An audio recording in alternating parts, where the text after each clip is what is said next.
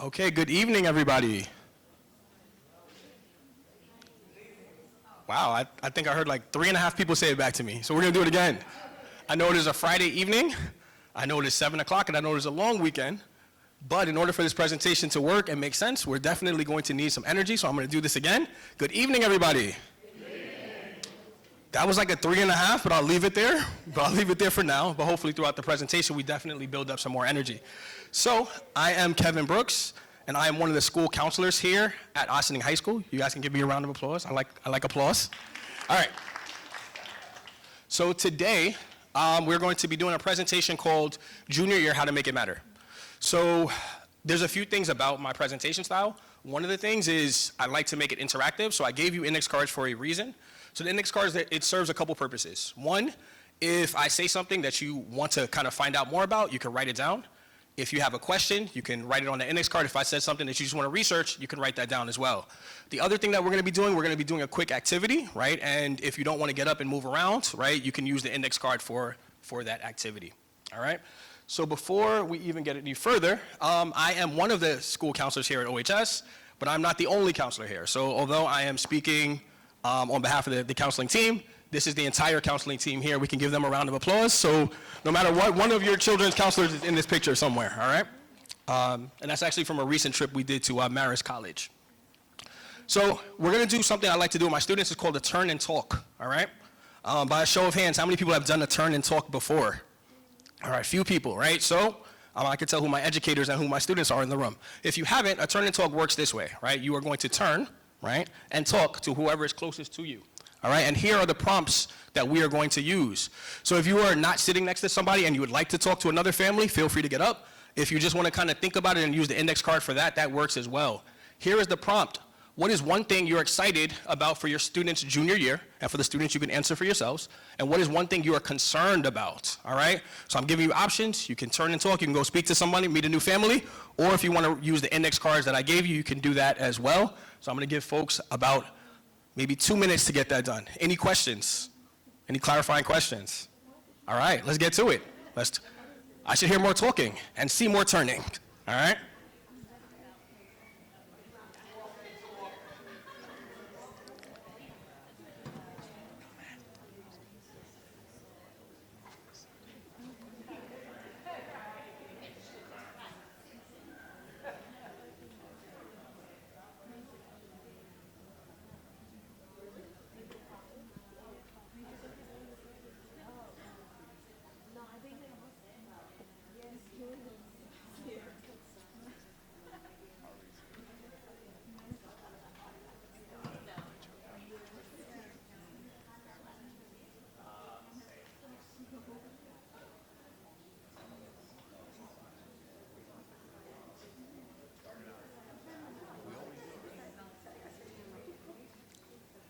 All right, we're gonna have about another minute. And like I said, it's interactive, so I'm gonna have a couple people share.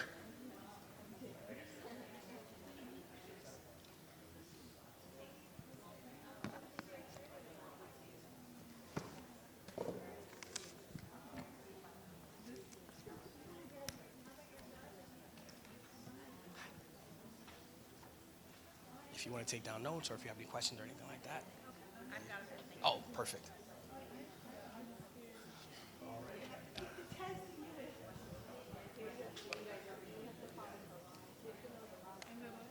Okay. I hear some really fruitful and amazing conversations, but we are going to bring it back together, all right? Can I have a couple of brave folks maybe share some of the conversations that they were having about the prompt? Anybody? Aiden, what you got for us? Whatever you feel like sharing, Aiden.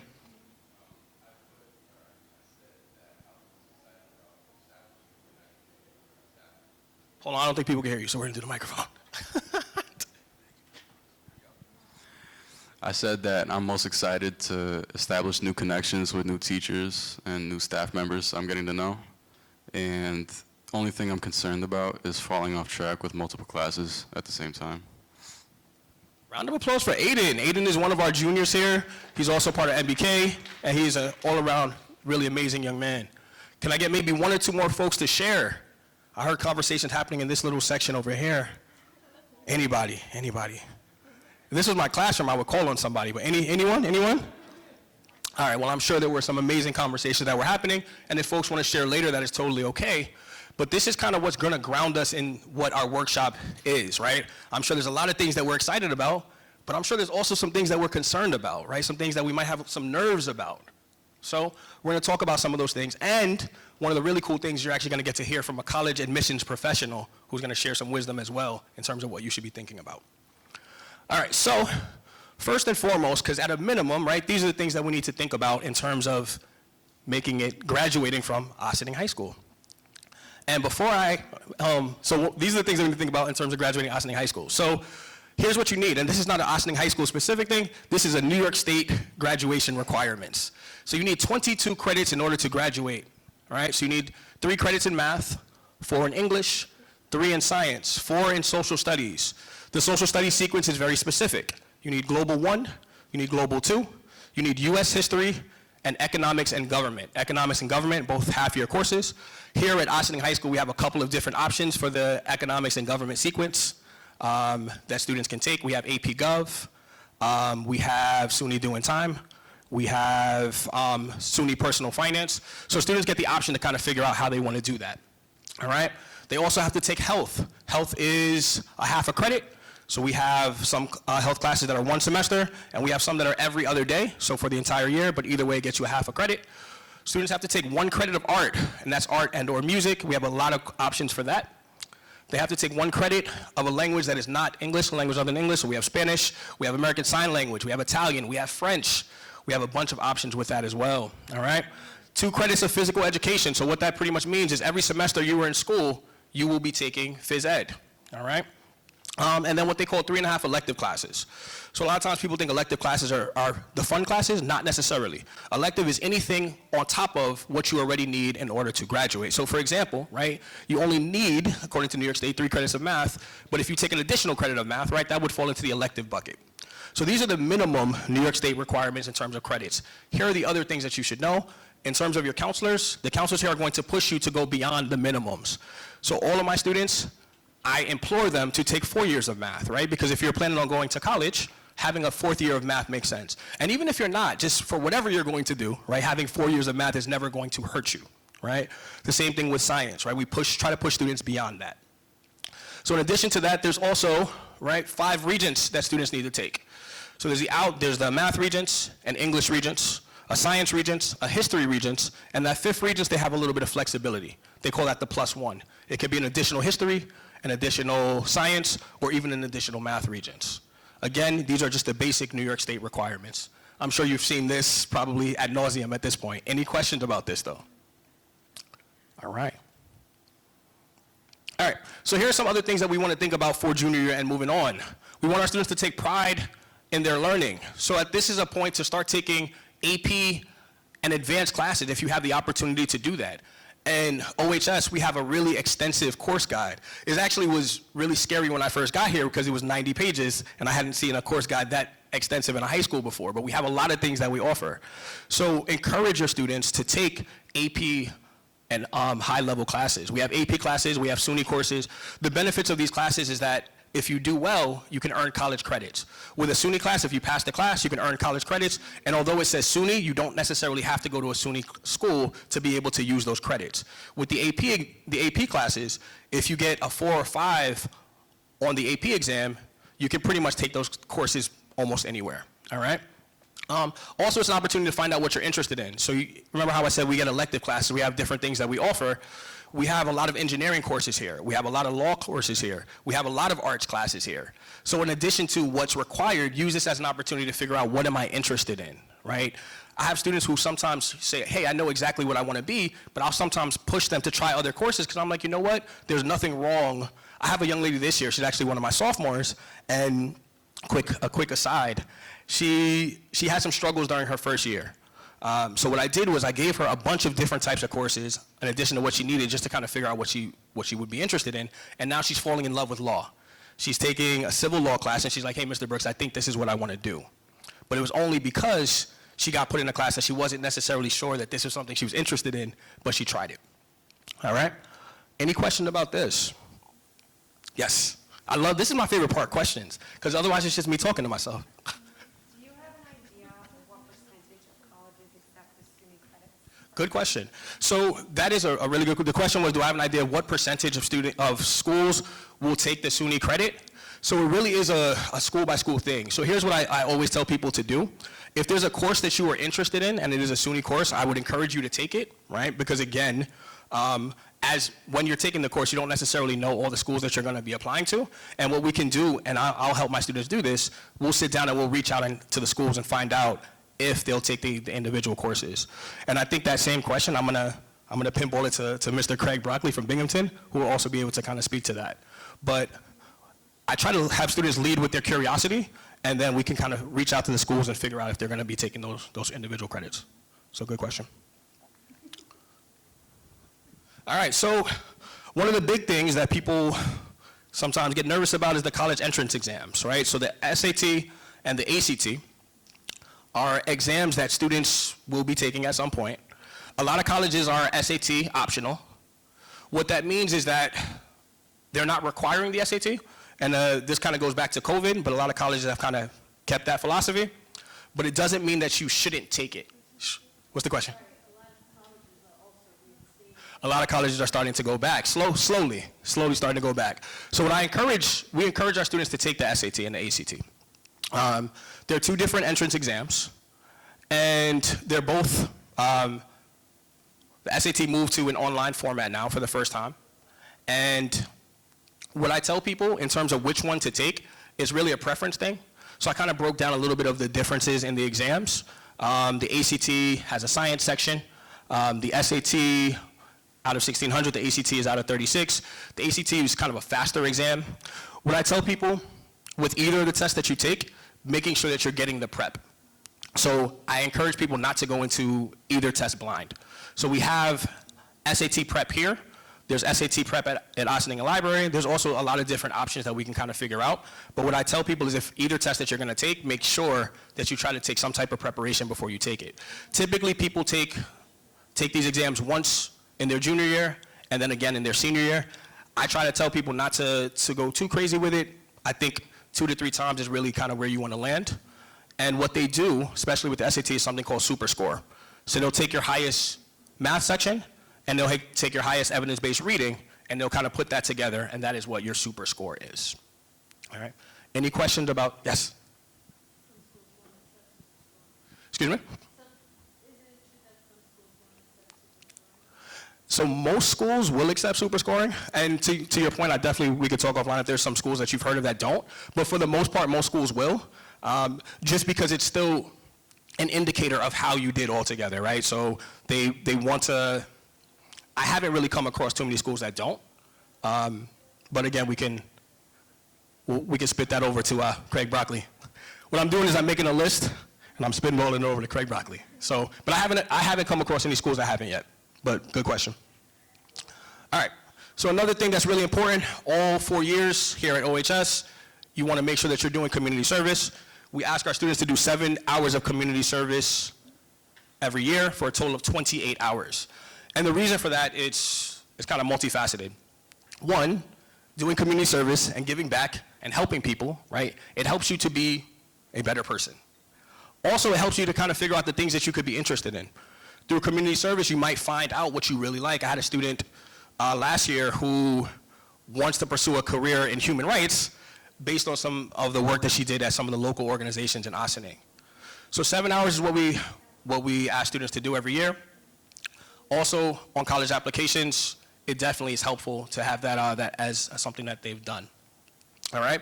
We send out the community service opportunities. So if you're checking your email, if you're checking the Oblast, there definitely will be a lot of community service opportunities there, but it's not limited to that. If you have other ones that you would like to find on your own, that's totally allowed as well.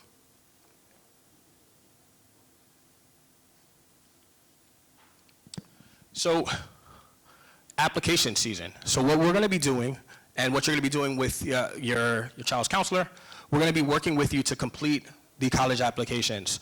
The main applications that you're going to be doing, CUNY applications. So CUNY is the City University of New York. Encourage students to kind of look at some of their CUNY options as well. The CUNYs are all over the 5 boroughs, right? CUNY is the City University of New York. It's a public school system. It's one of the more affordable options. Some of the CUNYs actually have housing, so if you wanted to dorm there, you could. But if you wanted to commute, you could definitely take the Metro North into the city and still kind of make it back up here, and that could work. So we also have the State University of New York. So SUNY, there are 64 SUNY campuses all over the state of New York. And moving forward, SUNY and CUNY both seem to be doing free application weeks as an attempt to get students excited about applying. And for the seniors, the free application week literally just happened. So I think it's going to happen late October, early November, probably next year. Craig Broccoli could tell me if that's true or not. He's nodding his head, so I think that means yes. So free application, so it's an opportunity to be able to apply to these schools without having to pay the application fees, because the application fees alone can add up sometimes. All right? There are also other ways to get fee waivers if your family qualifies, but the free application week is for everybody. All right, and also we'll be looking at some private colleges. These are actually some colleges that our students were accepted to from last year. This is obviously not an exhaustive list. So those are the 3 main applications. So in terms of the SUNY and the private schools, there's an application called the Common Application, which is actually really helpful because it puts all of your applications in one place and makes it really easy to be able to apply to them at one time. All right, so these are some things to kind of think about. So the SAT should be taken in the spring, right? So the dates are up there for the next round of SATs. So we have March 8th, May 3rd, and June 7th. Definitely something that you can sit down with your counselor and they'll be able to help you out in terms of registering. We have the ACT dates, April 5th, June 14th, and there's also a summer exam for the ACT, July 12th. All right? The AP exams, all of those will be happening in May 2025. So in terms of the payment for the APs, that should be happening around now. Another thing to start to think about, you don't need to wait till spring for this, is college visits. By a show of hands, how many people have visited a college with their families already? See a few hands went up. Great. If you haven't, now is definitely the time to start to do that. There's a lot of open house opportunities. There's a lot of college fair opportunities as well, just as an opportunity for exposure, right? The more colleges you're able to see between now and when you're applying, the more informed of a consumer you are. So you can start to find out, do I want a big school? Do I want a small school? Do I want to be 8 hours away? Do I want to be 2 hours away? Do I want to stay in Ossining and commute to school, right? These are all different options. So being able to visit schools allows you to be really informed as you're figuring that out. All right? Begin thinking about teacher recommendations. So typically what you want is 2 to 3 teacher recommendations, and this is the year that you want it from. So I always tell people, you can go back to sophomore year. I wouldn't go back as far as freshman year, but junior year is kind of that sweet spot. So thinking about who you want to be able to write your recommendations. What we also have is we have these extensive brag sheets that we ask students to fill out, also that we ask parents to fill out. And the reason for that is because it will be really helpful in terms of being able to write a really informed recommendation. So there's 2 to 3 teacher recommendations, and also your counselor is also going to be writing one as well. All right? Typically the regents that 11th graders will be taking, everyone will be taking the ELA regents, and some students will also be taking the US history regents as well. All right? This is also the year that you're going to have your junior conference. So the junior conference, we want the counselor, student, and parent to sit in a room together to kind of figure out and start to think about what we want senior year and beyond to look like. Those usually start to happen in January, all through the rest of the spring. And it's an opportunity for you to sit with your counselor and really ask questions, learn about the process, kind of say what you're thinking. All of these different things, all right? And start to plan what is going to happen for the summer. This is a really, really big summer in the college application landscape. The summer before your senior year, what you do that summer really matters. I tell students all the time, this is not a summer to just stay home and play video games, right? This is the summer where you want to make sure that you're interning somewhere, that you are doing community service, that you have a job, that you're doing something as opposed to just kind of sitting at home. All right? Any questions about any of that? Yes? Sure. Good question. So the question was, if you have a student who is doing science research and they have built-in labs that they have to do, will that count? That definitely will count.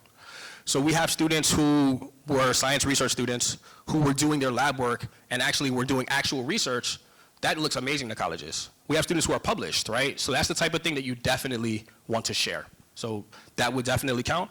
And if the lab is taking up most of your summer, that's totally okay. If you still have a little bit of time to do extra things, that works too. But the labs would definitely look amazing in schools. Other questions? All right, so a few websites that you need to know about. There is a website called Naviance. I'm sure some of you have seen it before, but if you haven't, what Naviance is, it is an opportunity, it's a college management website, but it's also a college research website, and there's a lot of cool information on there. So Naviance is where students will request their recommendation letters, but it's also a place for research. You can also use the Naviance tool to build a resume. So colleges want to know what you've done, so there's literally a build your resume tool on Naviance. So everyone is going to be hearing Naviance over and over. There are parent logins, so some of you might have your login already, but if you don't, you can reach out to your counselor and you get it reset. And if your student doesn't know their login, they can also reach out to me and get that reset. But Naviance is super important for that. There's also a lot of information on there about where students went in the past, right? We have scattergrams that can kind of tell you, well, I have this GPA, I have this SAT score, does it look like I have a good chance of getting in, right? So Naviance is a really effective tool. What I tell students with Naviance is play around with it, you can't break it, right? So play around with all the different functionality, make an appointment with your counselor to kind of see what the different options are and the things that are happening on Naviance. All right, these are some things to expect, what to expect during your junior conference. We're gonna review and make sure that your student is on track to graduate, right? That's first and foremost, making sure that they're doing all the things that they need. We're gonna discuss post-graduation plans. So whether that is college, whether that is going to the workforce, whether that's going into the military, what is it that you want to do? Making sure that you have logins for College Board, right? Discussing your Naviance login, and also making sure that you have your letters of recommendations, like who you want to request for your letters of recommendation. All right, so what questions do people have? Anything? Then give me another round of applause, please. All right, so I think the part that's probably a little more exciting than me is we have a college admissions rep here from Binghamton. He's going to be able to speak on Binghamton, but he's also going to be able to speak on what colleges are looking for from an admissions process, from an admissions standpoint. He's someone who I've known for a lot of years, and he's really good at what he does. Please make a round of applause for Mr. Craig Broccoli. Appreciate you. Thank you, Mr. Brooks. We have known each other for quite some time now, and yes, my name is Craig. Last name is Broccoli, a vegetable, spelt the same way. You might all in the future still have me as a contact. I'm the Associate Director of Admissions for Binghamton University, which was one of the SUNYs that you saw up there a little earlier. I'm based nowadays actually in the New York City area. I'm from the Hudson Valley originally and went away to school at Binghamton, undergrad and grad studies, but for the last almost 14 years now, I've been working in the admissions front with students, frankly, from all over the world, but making sure they're on a path towards whatever they're looking at. This time of year, honestly, I get excited because certainly I'm talking with a lot of seniors who are eagerly awaiting whether to apply or to get that decision back. But on the other front, for families and students getting ready for this upcoming process, which is where I get to kind of chime in a bit and try to give some advice and make sure we're thinking big picture about what college is really all about. I'm gonna maybe share a little bit more about that mindset in a little bit. The big front part of this, which is maybe more so the anxiety, is like what happens when you do all those things that you're supposed to do. I mean, you're at Ossining, it's a great high school. You're going to have a lot of support around you, and you're gonna do, well, you all at least are gonna do all the right things. You're here on a Friday night, I'm not worried about you all, but the big picture here is like, what happens when you do all those things? What are the colleges going to do about that? What are we actually looking for? And I think some of you, you read the articles out, you watch the news stories, you know friends of friends, maybe you have others who have in the most immediate family are all way at school. We have an idea, right? Fundamentally, colleges, every year that comes in, big popular schools like Binghamton, smaller regional schools, we're all eager to bring in another bright class of students. We're out there looking to admit students. Not the other way around. We're not out there looking to create a brag sheet of how many students we said no to. That's not part of our factoring. There's no pride in that. With that said, you have a lot of things going for you students and families. If you're doing this in a timely manner, that it was going to give you a lot of momentum. So I'm going to just put one quick thing out there. Let's say you apply to 10 schools. This is for the students to think about, parents of students. If you apply to 10 schools, you might apply to a little bit more, maybe you apply to a little bit less, but let's pick 10. How many colleges do you think you're going to get into if you apply to 10 schools? Got 4 over here, 5, 4, or 3 in the back. 10? All right, I was waiting for somebody to say 10, right? Yeah, that's possible. It's, maybe 9. The point is, nobody said 1. And the truth is, if you get into 1 of 10, great. You got into a school, but you're going to get into more than 1. I like that I think you said 5, right? Let's pick 50% of that. If you're listening to your counselors here, 5, that's an attainable number for sure, if not more. How many of those schools can you go to? Now you can say 1, right? That's the correct answer, right? At least initially, 1. So you got into 5, but you went to 1. What is your acceptance rates of a college? Individually. 20%, yeah, I heard it back there, yeah. If you pick 1 of 5, you picked 1 of 5, that's 20%. You all individually, again, you might get into more schools, you might have a lower acceptance rate. You are way more selective than most colleges out there. You all have a lot more power in this process than you actually think. It's not about what we're trying to figure out, it's actually what you all are trying to figure out, which is the right school for you. So start with that mindset. You're going to have good options, especially if you're listening to your counselors and making sure you have a good balanced list of schools. But ultimately, you're going to end up at one of those schools, and ideally, you're going to do really well at one of those schools. That comes into our part. What are we looking for? Yeah, we want to get students into our institutions, but we want you all as individuals to do really well at our institutions. We want you to go off and be alumni that are amazing in the fields of work that you're doing. Yeah, of course, if you want to donate, that's great. But the point we want is to have students graduating doing really well. That's why when we start to look at students, we start to hone in pretty intently on you as an academic. We look at your academic performance here at Ossining High School. Mr. Brooks was showing you that, what you need to do to graduate, those are important things, but more importantly, doing well with all those things that you need to graduate in your own respective paths is something that we're paying attention to, because if you're showing a good trajectory here academically at Ossining, we have some good faith that you're going to fit in and do well at our institutions, that you're going to be there at least for year 2 and then beyond, right, and graduate. If you're at a 4-year institution in 4 years, if you end up at a 2-year institution first, they want you to graduate within the next 2 years so you can maybe go on and whether start a company or transfer into a bigger 4-year school. There's a plan behind the scenes that we want to move you to that next level. Your academic transcript here at Ossining is going to be the biggest factor there.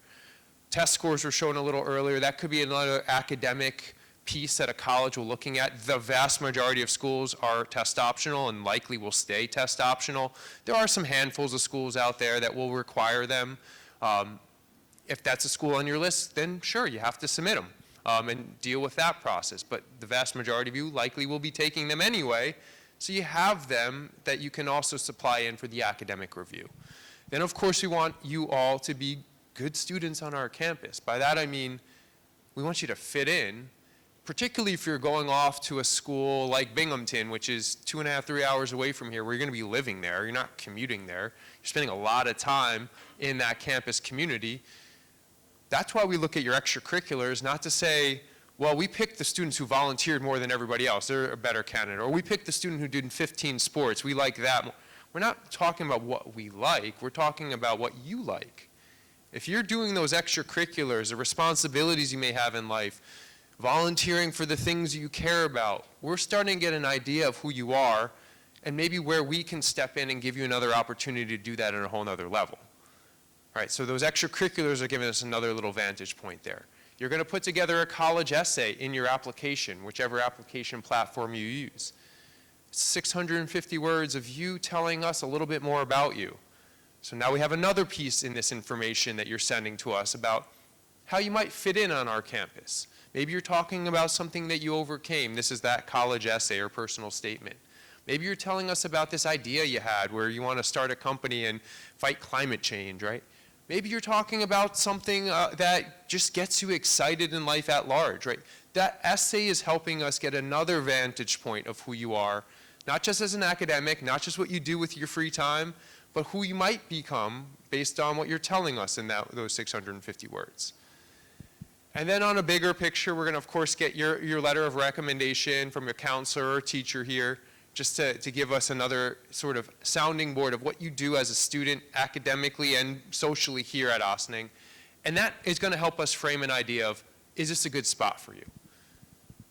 Deep down, we're trying to admit as many students as we possibly can so we can get our class of students set as early as we can so that we can move into the spring of your senior years coming up with an idea that you have the right fit college on your list and you could end up going to that school.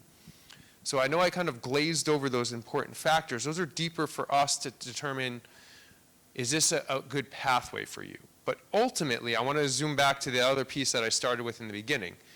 You all have to find the right fit school, the schools that you're going to do your best work at. We tend to look at this world of those 10 schools that we might put on our list to apply to. They all have to be name brands. They all have to be schools that when I say it to somebody, they know what I'm talking about. If I say, oh, I'm applying to Harvard, they go, oh yeah, it's a good school. Or I'm applying to Dartmouth, oh yeah, that is a good school. That's not the sounding board we're looking for when we talk about building a list of 10 good schools to apply to. The 10 good schools, maybe more or maybe less, are schools that you as an individual student start to see yourself making an impact at, right? You're going to know your academic trajectory by the end of junior year. If you're a high 90s student, you're doing really well, yeah, you're probably looking at a lot of schools where the average student is a high 90s student, right? If you're a high 80s student, doing really well here at Ossining, maybe it was an upward trend all along, maybe a bit of a rocky road, but you kind of hit your best academics later on. You're going to be looking at a lot of schools where the average student profile is probably in the high 80s. If you got a 75 average and it's on its way up, maybe you hit a bump junior year and it dropped, but all of a sudden senior year starting to pick it up again. You're going to be looking at some really good schools for your list of students who are in that similar average ballpark. The point being, you want to end up at a school where you're going to do really well at, not simply a school that you heard was good, right? This is where if you're the student who's doing really well at our respective institutions, because you found your academic stride at our schools, you're the alumni that we're talking about. You're the student who got really involved because you found the right academic fit. And you became that accountant that you wanted to become, or that engineer that you were planning to be because you found the right academic community to surround yourself with. Fit has a whole lot more to do with who you are and where you're going than what the schools are known for, right? If a school's top 10 in the country for chemistry and you want to study chemistry, but you don't do well at that institution's still fine, but you're not. You're probably going somewhere else, transferring out. We put a lot of emphasis on our side of the house lists that we're building on what the schools are known for, and forget, as an individuals, we got to be known for something too when we go there. So another way of looking at this, start to think about junior year in particular, but sophomore, junior, even into senior year. What are the things that get you going? Do you like to be the student who takes the lead when you show up into a classroom? Right? Or do you like to be the student who likes to share that information once you found out the answer, right? You're looking for maybe more of a collaborative environment. When you're visiting schools, look around. Are the students all talking to each other in the cafeteria about the projects they're working on? Maybe that's the type of school that's getting you excited when you're visiting. Or maybe you're more that individual trailblazer. I'm giving you one other example where you like to find the answer to the problem of that homework, but you're going to keep it to yourself, not in a bad way, but you're proud, you got it. You're kind of maybe more on the quiet side, the independent side. When you're touring a campus one day in the near future, and you're looking around and students are kind of holding their books tight, walking from class to class, maybe in the dining hall, they're talking, but maybe more in smaller groups. Now you're starting to look at that campus and say, ooh, I could see myself here. Those students seem like me. These are the things we got to be start to pay attention to versus just what a school's known for, what a ranking is, and so forth. And I'll pause for a moment here because I'm bringing up a few different topics, right? What colleges are looking for, and also what you should be looking for, and some scenarios of how maybe you want to look for that. And while I can talk all night about the college process, I know some questions came up earlier about little nuggets that I just highlighted, test scores, admissions statistics, and what colleges are really doing on the back end. What are we all thinking about some of the questions that we have on our mind? some things that we might be nervous about. And I know I represent Binghamton University. Thankfully, over the last 14 years, I got to travel a lot with other colleges, big colleges, small colleges, big research institutions, super selective colleges, very open admissions type institutions. So I can try to make sure we have a broader answer on some of this. Anything that comes to mind yet? The cost. So one big factor that I want to leave, not because it's not important, but towards the end is cost, towards the end of your search, not to the end of tonight. But cost is important, very important. But it should be something that you're not preventing what schools you're looking at simply based on the cost alone. Let's be clear, we live in the United States. College costs here are through the roof high. They have been getting higher and higher since the 80s, right?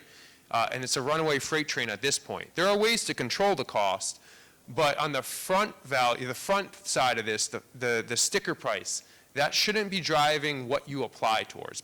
Some of the most expensive schools in the country could be here in New York State, and if you get into some of these schools, you're not necessarily paying whatever their sticker price is.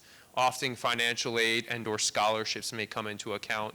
I remember a little earlier when I was mentioning, when you're looking at schools based on your academic averages, let's pick the high 80s student, an 88 average student, doing really well in your respective path, right? Maybe you're not, top 5% of your class, but you're doing well.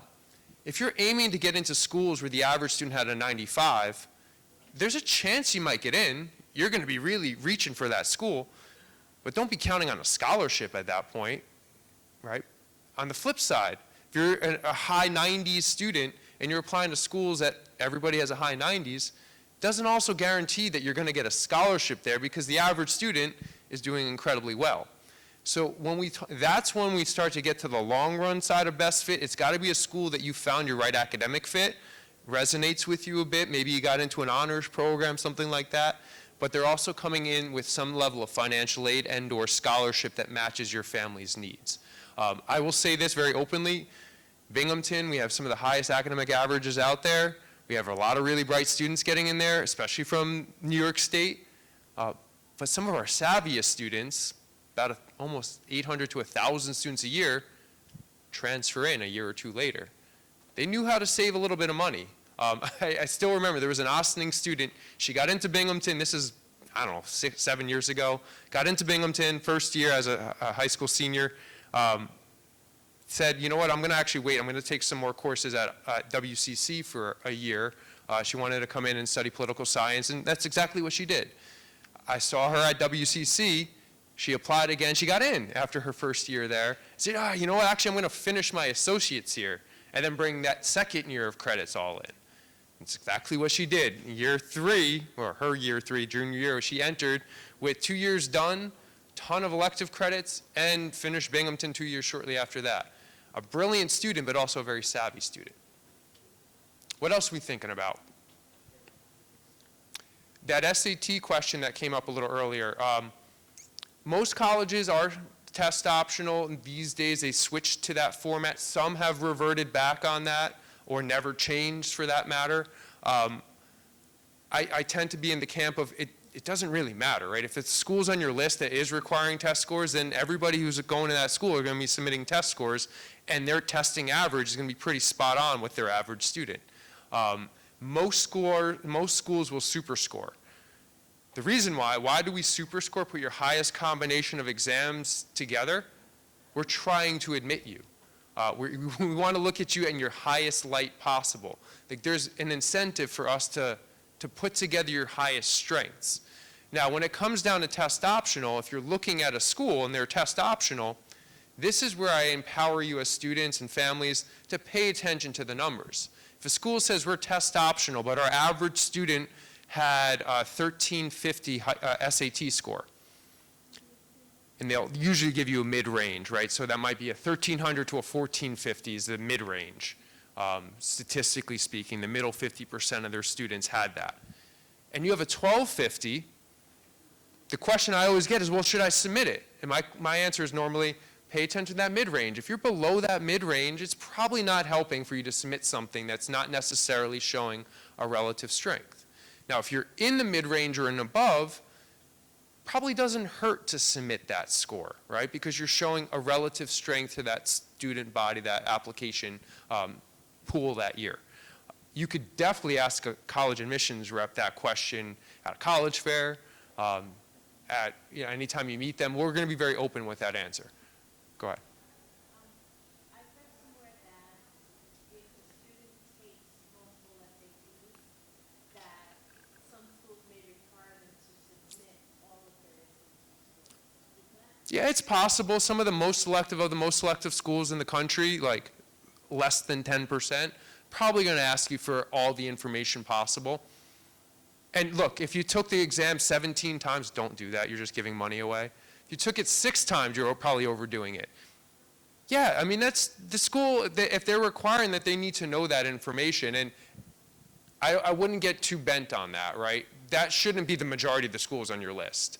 But most schools are looking for the opposite of that. They don't want to know every bit of information. They just want to know your highest scores. They will actually, in many cases, just self-report them. You sign off at the bottom that those are your actual scores, and that's for free. You just send that to a school. Go ahead, and then we'll go right over there. We have a child that gets business writing and not to take the SAT. They're choosing it. Why is it In that case, that's where I would, during that junior meeting, you're probably going to have that conversation. Like, there are 1,000 schools that are, that don't require the test scores at all, right? A test optional, you could argue, don't require them, right? But that's a scenario that you would have that conversation. If all the schools on your list are not requiring them and it makes sense not to do it, then don't do it. There are some schools out there that their merit scholarships might have a testing component to it. Not many, as much as they used to be. That's not the case as much anymore. But what's that? No, Binghamton, no. We're not a merit scholarship school, so I say that somewhat cavalierly. That's not going to factor in either way. But that is a scenario where I normally recommend just, even if you know you're going to have test anxiety, try it once. See where it is, see where your score is, and then go from there, right? There's a lot of students who do not feel like they're a good test taker. And sometimes they're often surprised by what that score really might mean for the schools on their list. It's worth a shot there, but that's a conversation you'd have during that junior meeting, most likely. So, continuing the SAT test scores, let's say you're applying to 10 schools. Some of them are reached. Mm-hmm. Your SATs are not going to help if you don't want to share your SAT scores with those schools. But then some of the other schools that are like probably right at the level or maybe even academically or they're going to be one of the top kids there. For some of those schools, you may want to share your scores so you could have a better shot at Right. scholarship. Can you do a common app where you share your test scores with some of your clients or not others? Yes, you're very likely on your list of 10 schools, you're going to have different academic bandwidths of your academic GPAs and maybe your test score averages. Yes, you can submit it to some and not to others. There's a bit of a strategy involved there. I generally say you probably just don't want to report your scores on your Common App or any of your application platforms and just have them sent to the schools that you want to have them sent to or self-reported on their portals. They would require that, they'll let you do that. Full disclosure, I would say most schools that I know of, and Binghamton included, if a student does tell us we are test optional, we're not including our scores, and they happen to put it on their Common App, we're ignoring that. There's some schools that can physically black that out. But my recommendation is you don't want to wait for that. Just don't put those scores themselves. And frankly, if you took them once, and maybe you took them again during your senior year and they went up, your scores are already outdated on the Common App by the time you entered it. So it's probably best to just send the scores directly to the schools you want to have them sent to. Any other good, oh, right there. So like I've heard some stories about kids having great academic scores, test scores, extracurricular activities. I'm not sure how they're doing on their college essays, but and they're not getting into the schools that they, somebody would think that they would be. Yeah, so we're getting into this area then of institutional priorities. When you're looking at these colleges that are very highly sought after colleges, like schools that have well over 50,000 applications or sort of in ratio, certainly far more than they actually have space for, they're still using that fundamental math that we know that you can only pick one school out of whatever, that we're going, very likely is still admitting many more students than we actually have space for. But there will still come down to a scenario, especially at the highly selective schools, the high academic schools, where pretty much everybody applying to that school had the grades, had the GPA, had the test scores if they're sending test scores, were involved students, they did things outside the classroom, they wrote a really good essay, right? That would be the normal applicant. There are scenarios that come up every year, even at the publics, probably a little bit more so at the private institutions, where there's a sort of university-wide or college-wide directive. Oh, we're expanding our chemistry department. We're going to bring in more chemistry students this year. You happen to apply to political science that year, right? And they shrunk a little bit maybe in certain departments and expanded in other areas. You have no control over that. You wouldn't know the math downright. That's a scenario that is fairly random that I'm giving you, but it does happen.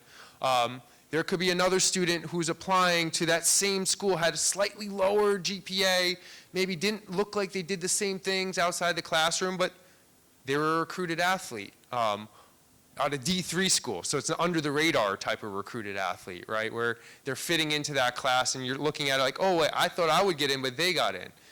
Rarely though, I'm gonna go down to a little smaller level and then expand this for a second. Never will there be a scenario where there's two students from one high school, we look at everything digitally these days, not a paper application, where we're comparing one student from Ossining to another student from Ossining.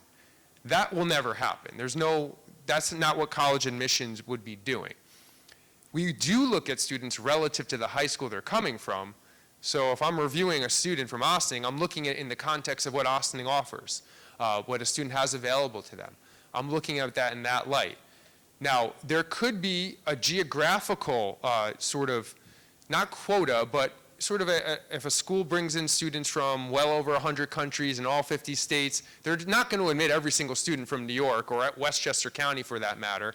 And you might start to see, yeah, if everybody from Westchester County is picking the same 20 schools that they're all applying to, yeah, there might be a little bit of a throttling effect at some highly selective schools that have a worldwide reach, where not everybody from the same school are going to be getting into that same institution. Again, these are things that are going to be outside of your individual controls, but those are some of the nuances that may come up in the admissions process. It's not designed to be an individual piece here. My advice on the big picture here, you still have control in this as individuals. If one of those schools that you're really eager to get into, let's say, again, you're applying to 10 schools, but 3 of them are the outright, you really love those schools. You want to go to that school. You know that's a school for you. Somewhere along that way, that college admissions team should have some clarity on what that means to you. You signed up for their virtual information session that they hosted in the middle of the summer. You went on tour there if you could. You don't have to go out of your way to go to California, go on tour if the school is on your list, but you went to their virtual session.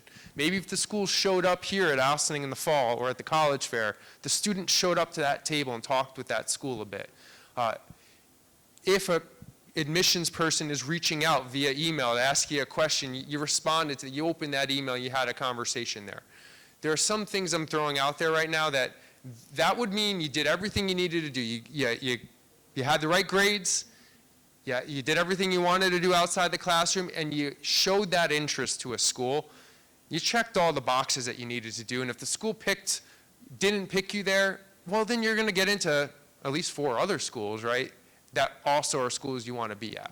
So you still have control there. That topic I just introduced is called demonstrated interest.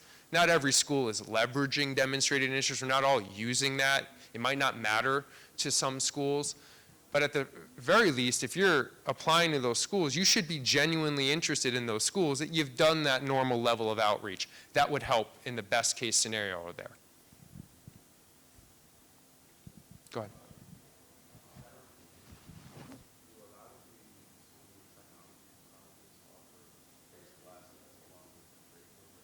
So the question was, like, do a lot of the SUNY technology-based programs offer general classes, maybe the liberal arts, as well as your tech-based classes?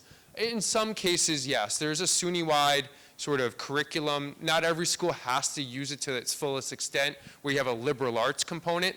So you're not just an expert in the field, but you can apply that to the world at large. It's much more prevalent at the four-year centers and the two-year colleges that are not as tech-focused, but you'll definitely find it at some of the tech schools if you're in a four-year program in particular, versus just the two-year associates in technology where it's direct to the career field. Other big questions? It's not necessarily an admission question. I know SUNY is rolling out that 10% program. I'm probably not calling it that correctly. Do you know if there's an explanation why Binghamton doesn't participate in it? Yeah, so maybe about a year ago, Governor Hochul announced that if you're in the top 10% at a high school in New York State, you're going to get admissions into the SUNY system. A vague way of saying that, like you have a spot in the SUNY side. There are 64 campuses, 26 CUNYs. You have tons of public options in New York, the most out of any state out there.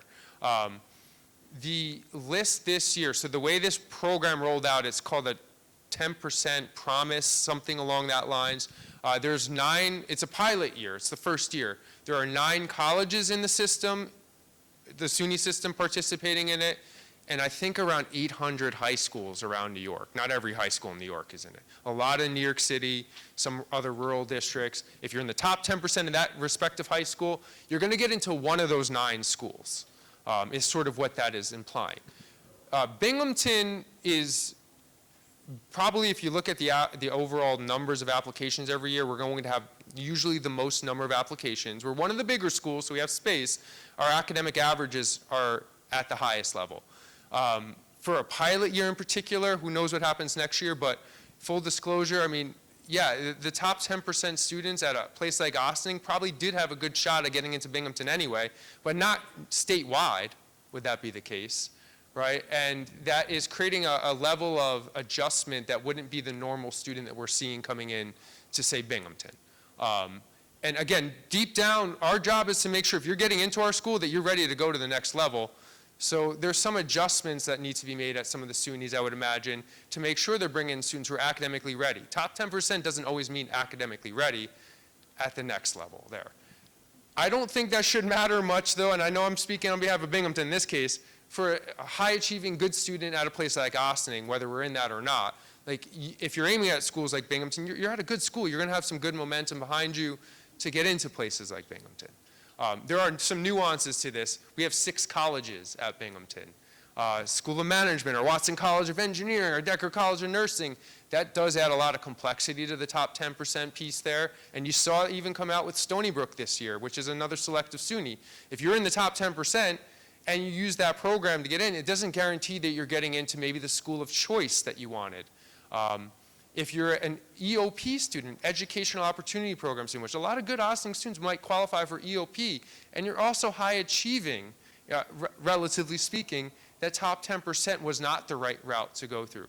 If you're looking at some of the merit scholarship-based programs at certain schools, that top 10% piece might not put you in that same running. I'd argue it should if you're doing that well, but there's a lot of nuances to that this is the first pilot year.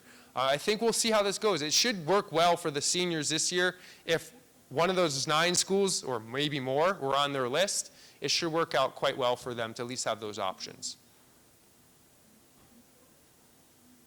What else are we thinking about? And I know there's another session, or we...